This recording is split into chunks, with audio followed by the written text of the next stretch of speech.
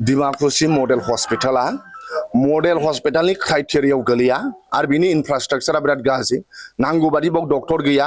टेक्निशियान गैया मेशिन गैया नांगौ बादि नार्स गैया नांगौ बादि बाव फेसिलिटि गैया जितु मोनसे मडेल हस्पिटाल जानांगौ आरो बे दिमाकुसि मडेल हस्पिटाला बिश्वजित दैमारि सारनि न'निफ्राय जास्ट 500 मिटारल' गोजान ओंखायनो जोङो बिपिएफनि जानानै दिमाकुसि ओनसोलनि रायजो राजाया बे मडेल हस्पिटालाव सोनारो प्राय 1 लाखसो सुबुंफ्रा बे दिमाकुसि मडेल हस्पिटालाव सोनारो नाथाय बाव जेला फैयो गायनो डाक्टार गैया बिथांमोना गिदिंना थांफिननो गोनां जायो ओंखायनो दिनै जों बिपिएफनिफ्राय आसामनि चिफ मिनिस्टार मानगोनां हेमन्त बिश्व शर्मा सारा जाहाथे एसे नोजोर होयो बिटिसि ओनसोलनि मोनसेबो हस्पिटालाव फांसन लेस जानानै दङ नांगौ बादि डक्टर गैया नांगौ बादि नार्स गैया मोजां ट्रिटमेन्ट मोनाखै दिनै जोङो दिमाकुसि मडेल हस्पिटालाव नायगिदिंनानै डक्टर सारजों सावरायदों डक्टर सारा जोंनो खिन्थादों नांगौ बादि डक्टर नांगौ बादि नार्स गावसोर गोबांबार डिमान्ड खालामबायनो नाथाय बिथांमोना मोनाखै ओंखायनो दिनै जोंखौ बिथाङा फोरमायना होदों जों नायफैदों जों बेखौनो बुंनो नागिरो जे बिश्वजित दैमारिनिफ्राय प्राय 500 मिटारल' गोजान बे मडेल हस्पिटाला फांसनलेस जानानै दङ बिथाङा लकेल एमएलए हिसाबै लाजिनो गोनां नाथाय बिथांमोना बेखौ सानाखै उरुप कुमार दे बिथाङा खनसेबो फैफेराखै बिटिआरनि श्री प्रमद बर' बिथाङा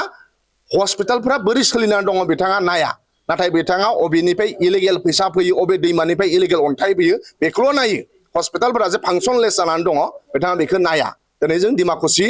मडेल हस्पिटालाव नायगिदिंनानै डक्टरजों सावरायबाय आरो नोंथांमोननि गेजेरजों मिडियानि गेजेरजों मानगोनां आसामनि चिफ मिनिस्टार सारनिसिम जों रिक्वेस्ट खालामहरनाय थाबाय बे न'खौ लुफुंनायनि बेलायावहाय माबाफोर हालांदों नामा जेनेबा बेनि जिथु लुफुंनाय बे लुफुंनाया माबायदि जादों नोंथांमोननि ना मडेल हस्पिटालनि माखासे क्राइटेरिया थायो आरो क्राइटेरिया हिसाबै बानायो नाथाय बाव क्राइटेरिया हिसाबै दा माखासे नांगौ डिमान्ड खालामबावदोंमोन डक्टरफोरा नाथाय बेखौ फुलफिल खालामाखै बाव इनफ्रास्ट्राक्चाराबो नांबावगौ इनफ्रास्ट्राक्चारा बाव डेमेज जाजोब्बाय गोदान इनफ्रास्ट्राक्चार नांबावगौ आरो नांबावगौ इनफ्रास्ट्राक्चार माखासे नाथाय बेयाव बिथांमोना लकेल एमएलए हिसाबै टटेलि फेलार जादों ओंखायनो डक्टरा जों सावरायनायाव बुंदों बाव मडेल हस्पिटालनि क्राइटेरियानि गैलियानो मानोना